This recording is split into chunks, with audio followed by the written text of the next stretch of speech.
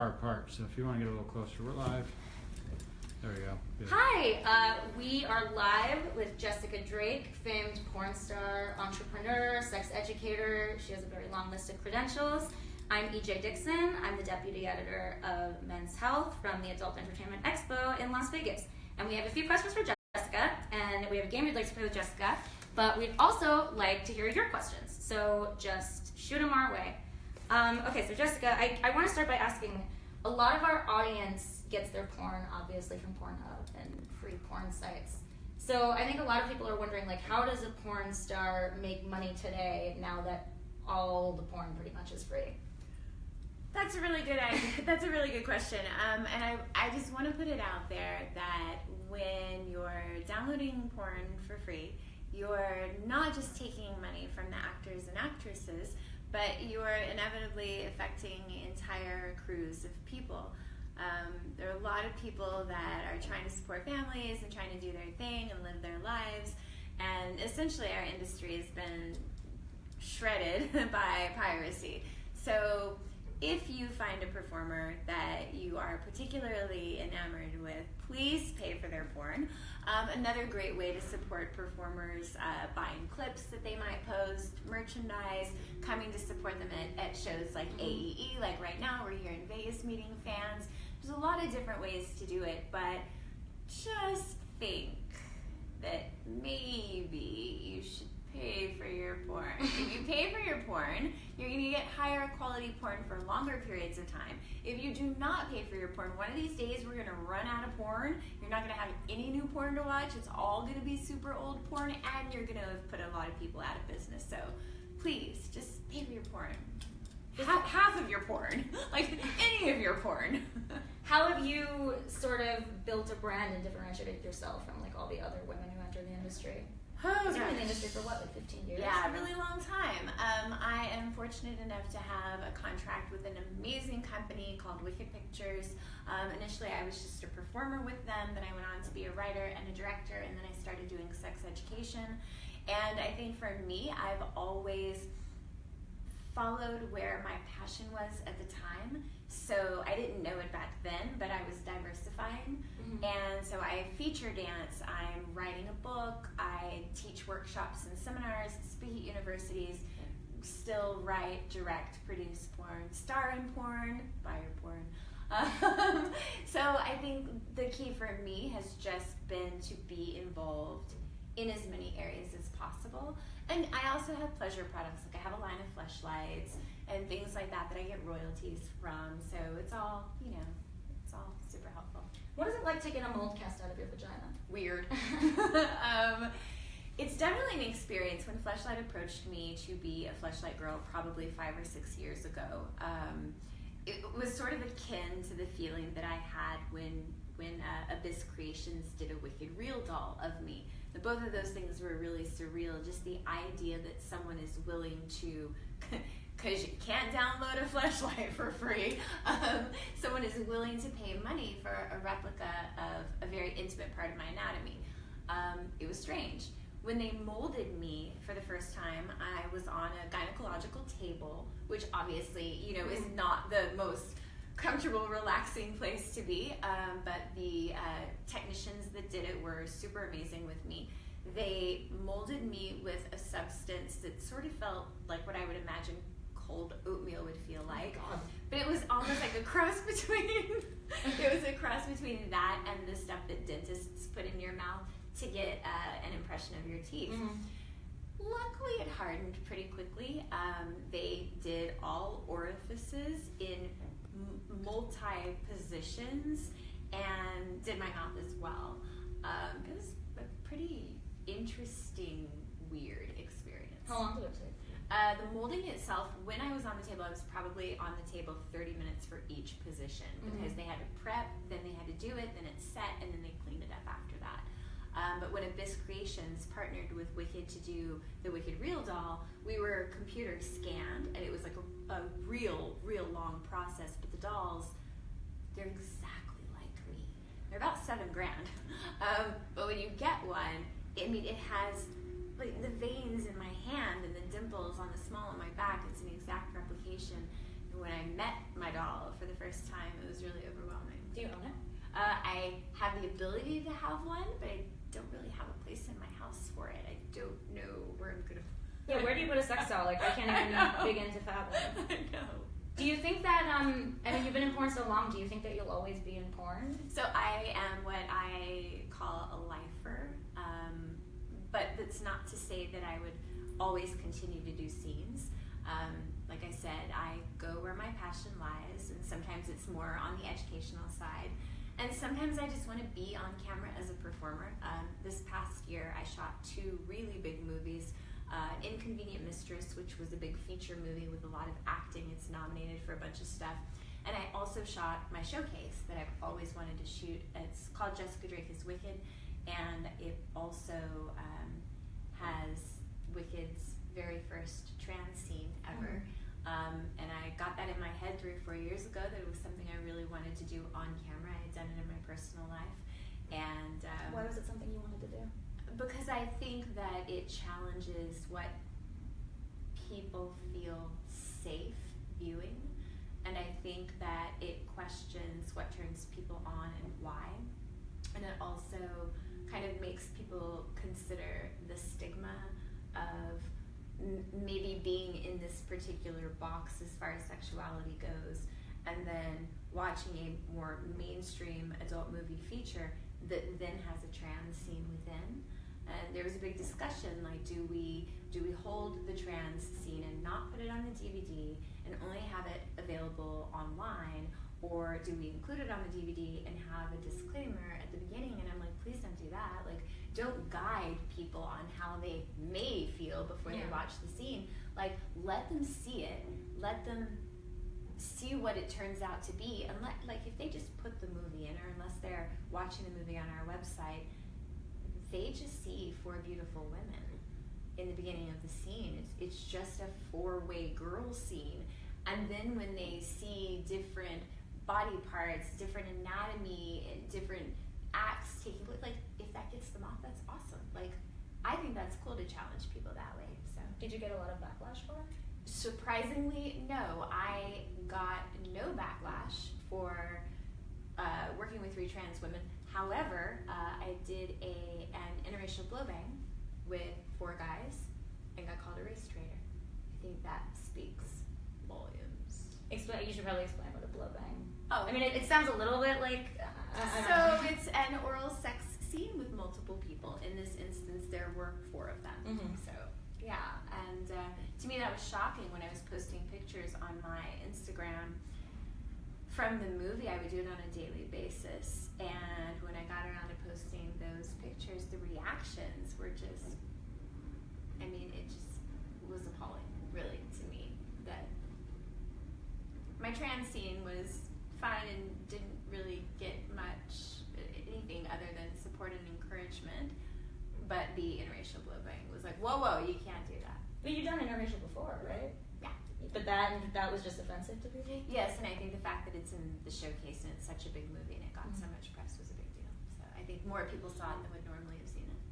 We've been talking a lot about Me Too at Men's Health, and I guess I was wondering what your thoughts were on, how the porn industry fits into this movement and what you think your role in this movement is. Whew, how much time do we have here? So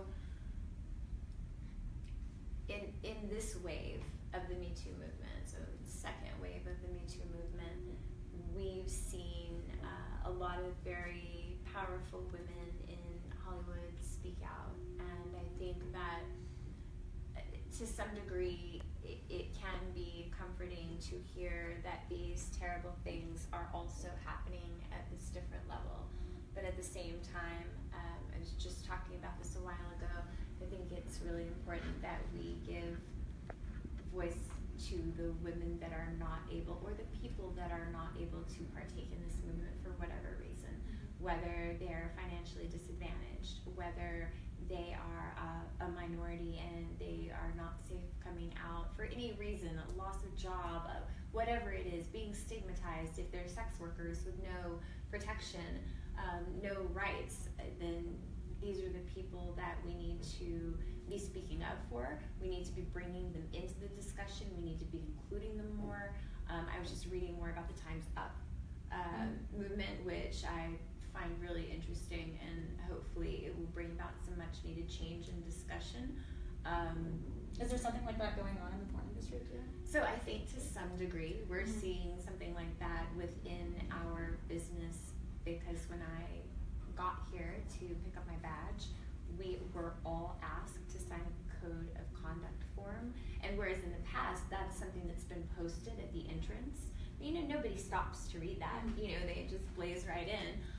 But now they're being asked to sign things, and also Ron Jeremy isn't here this year, and that was a decision that was made. Like, he was prevented from being here, and I definitely think that it speaks to the integrity of the organizers who will. They have the ability to monetize him being here, and they opt not to choose protection over that, and I think it's great. Ron Jeremy was accused of sexual harassment at Expo, specifically for groping people at Expos. So we should open it up to reader questions, probably. Is there anything that's coming in? No? Readers, questions! Yeah, it's later over on the East Coast, so that's probably why. Okay, so in that case, we're gonna do this little game that we made up. Okay. And it's like, it's like half based on like the Jimmy Kimmel thing, where, he goes, I think it's Jimmy Kimmel, like goes around and like tries to see, like trip people up and see if they, are familiar with like various Coachella bands. So. Oh God, yeah, no, I'm gonna be so bad at this. I can already tell you, so bad. Well, but I'll play it anyway. Okay, so basically we looked through your IAFD page. Yeah, and we picked out a bunch of porn titles and added some fake ones, and we wanted to know if you could tell the difference between the ones that you shot and the ones that you didn't. Problem, a lot of those are comps that I never shot, and companies take the material and they repurpose them, and so we never know if we've been in like On Golden Blonde or whatever. That is one of the things I saw.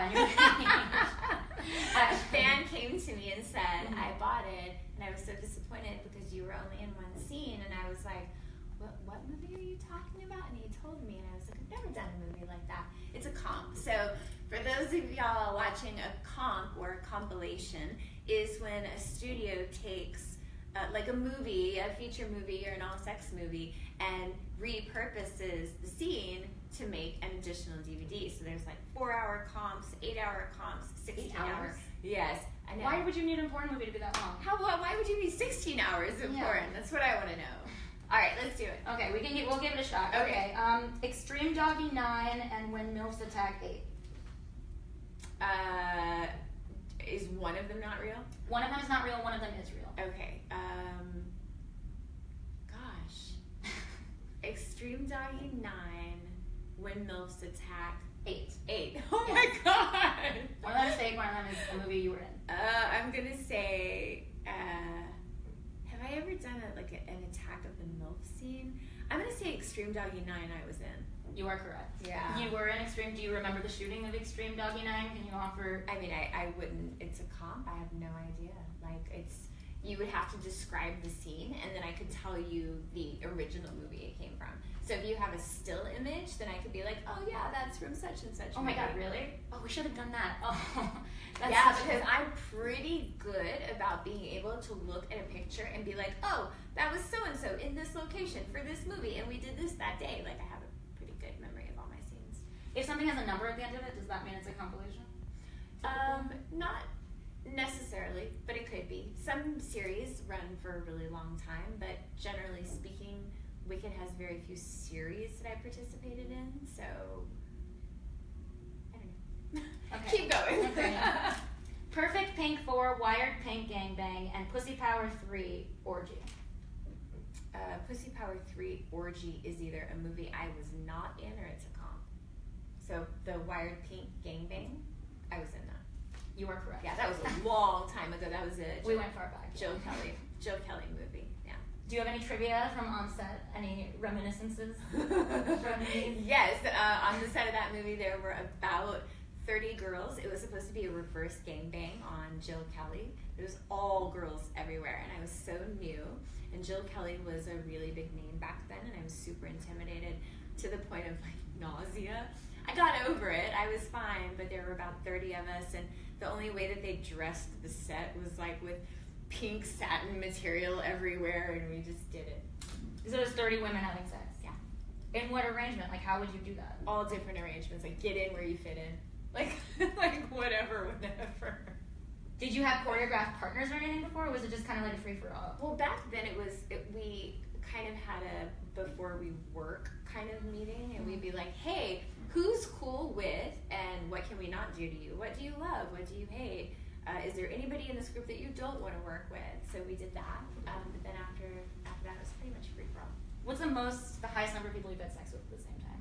That would be the 30 yeah, I would imagine girl so. orgy. But in my showcase movie, there are 18 people in the movie. I had sex with all of them. Not at the same time, but all of them. Okay, the next one is My Wife's Hot Friend 4 and Trailer Trash Nurses 2. I was in Trailer Trash Nurses too. You're really good at this.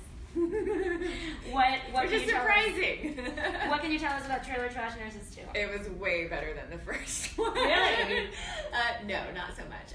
Trailer Trash Nurses came from a time where I was really new in the industry and didn't know what the movie was going to be titled. At the time, you would just be like booked for a boy-girl sex scene or booked for some dialogue and a sex scene. And when I got there, I remember signing the releases and seeing Trailer Trash Nurses printed on it and being like, great. There's another one entitled Jessica Drake is a Filthy Whore. Oh, I didn't see that one. I'm like, guys, really? But no control over the title. So Was it about Trailer Trash Nurses? very roughly, like we shot in a studio made to look like a trailer in a trailer park, and we did wear cheap nurse outfits. Do you buy your own clothes on set? It all depends. Now with Wicked, when we need a specialty wardrobe, like when we did the motorcycle movie or the bounty hunter movie or the sci-fi movie, when it's specialty stuff, we provide that. Like Wicked provides that. It's a wardrobe budget within production. But when we're doing more of a regular person movie, like Inconvenient Mistress, I brought on my wardrobe to set because I prefer to shoot in things that I'm comfortable in because it make me feel sexy, and I'm pretty much the person who knows how to dress me.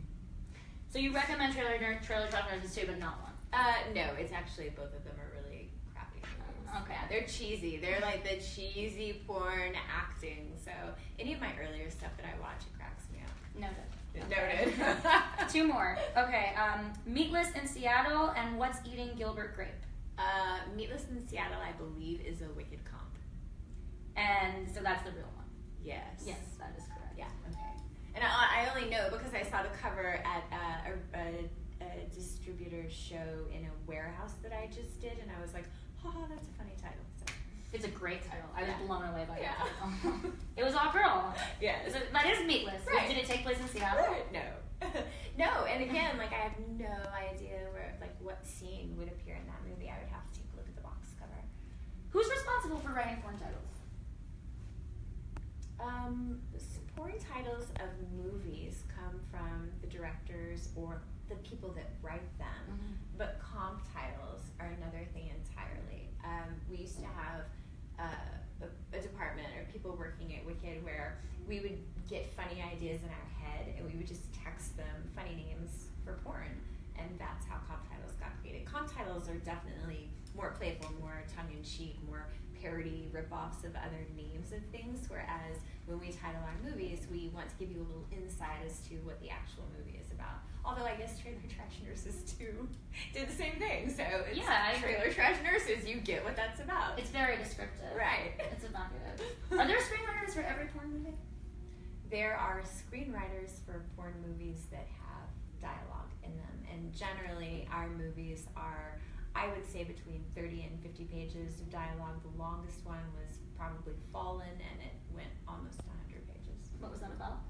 Fallen is my second favorite movie I've ever done. My showcase movie now being my first favorite. But in Fallen, I play a fallen angel whose charge was killed while she was on my watch, and so I was sort of punished by staying on Earth in limbo without the majority of my powers. So I'm kind of fighting my way through this weird space in life after having all these heavenly powers and then not.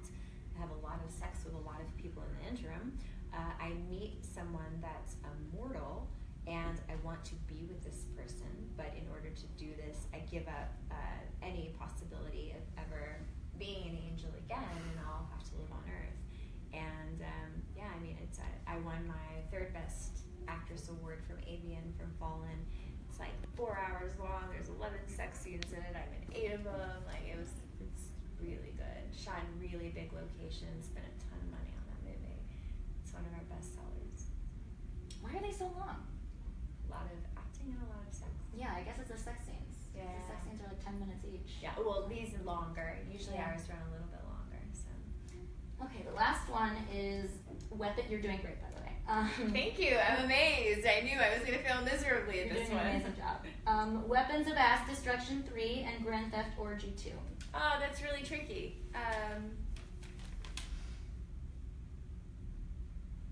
God, am I going to miss it? I'm going to go with Weapons of Ass Destruction. You are wrong. I'm sorry. Oh, I'm wrong! I'm so sorry. But I was in Grand Theft Orgy, apparently. You were in Grand Theft Orgy 2. That is correct.